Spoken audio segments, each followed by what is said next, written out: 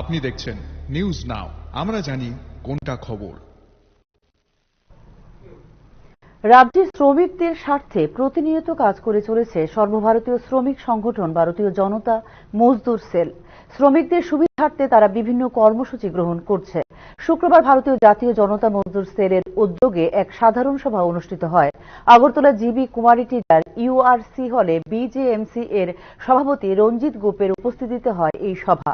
সাংগঠনিক বৈঠকের শেষে ব্যাটারি চালিত অটো ও টমটম ইউনিটের সদর ডিস্ট্রিক্ট ও মটলস্টের জিবি কমিটি ঘোষণা হয়।